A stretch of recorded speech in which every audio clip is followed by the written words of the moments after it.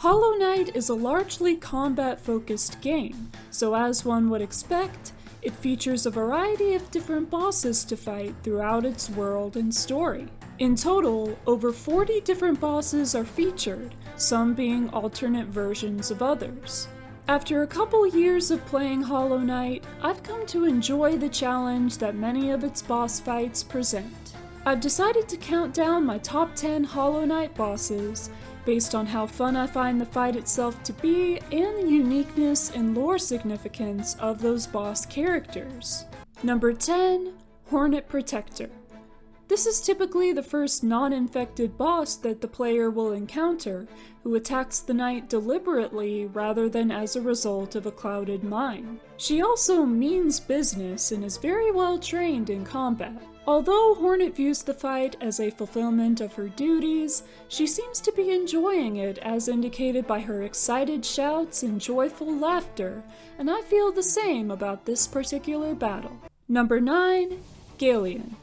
Like most of the warrior dreams, Galian does not attack the knight himself, but rather controls and manifests things that do.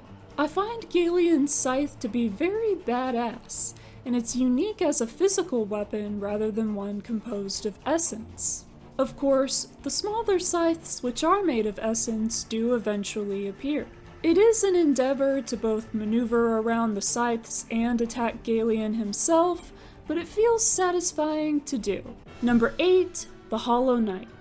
The boss that the game gets its title from is obviously going to be a very significant one. What's most interesting to me about this fight is the various phases that are marked by the screams of the Radiance from within the Hollow Knight, as well as changes in the music and the introduction of new attacks and behaviors from the boss.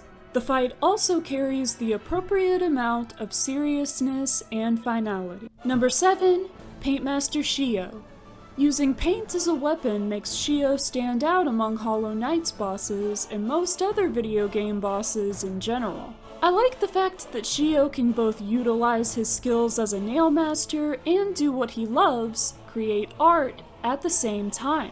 I also like how the color of paint on his brush indicates which of his attacks he's about to perform next, partially because some predictability can be a relief in fights like his. Number 6, Zero. Zero is my favorite of the warrior dreams, and I enjoy his fight the most. His tragic narrative is part of it too. Though simple, the dynamics of his nail attacks are fascinating. How they move diagonally towards the knight, spin around in mid-air, then navigate back to Zero's side.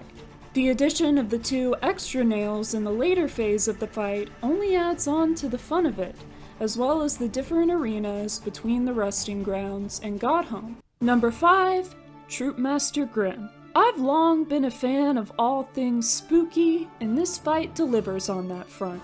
I can see how Grimm describes his fight as an elegant dance, because it does feel that way with the coordination of his attacks, my favorite of which is fire bats. This encounter is also lower stakes than Grimm's Nightmare King counterpart, so it's especially easy to just settle into the rhythm of the combat for one spectacular performance. Number 4, Hornet Sentinel.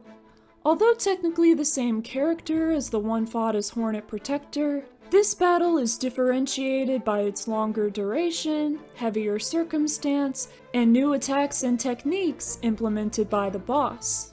This much later into the game than the first fight against Hornet, the player has had much more of a chance to develop their strategy, making this battle something familiar yet all new at the same time. Number 3, Mantis Lords. It's really no wonder that the Lords are so respected within the Mantis tribe. Their combat skills make them more than deserving of that honor. This is a fight that keeps you on your toes throughout in the best way. The Lord's speed and coordination are impressive, as well as their ability to use their weapons in either a melee or ranged style. The fight is also at the right point in the game to be good preparation for what comes next. Number 2, Lost Kin. The lore surrounding this boss is what intrigues me most, but I also enjoy the combat itself. The Lost Kin variant is both close enough to and different enough from the Broken Vessels fight that it feels just right. I welcome the absence of the cascade attack in particular.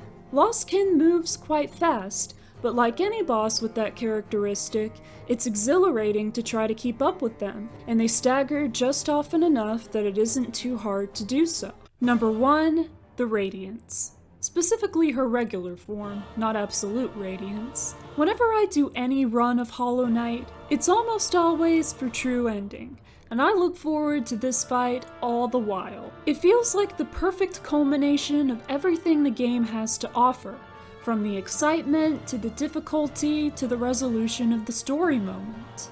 Considering how this boss is quite literally a god, getting the upper hand against her and finally bringing her down feels like a special kind of reward well worth the effort to attain it. So what do you think? Do you agree with my list? What are your favorite Hollow Knight bosses? Let me know in the comments. Thank you for checking out this video. You might want to do the same to the rest of my channel if you're new here. I hope you have a great day, and I'll see you next time.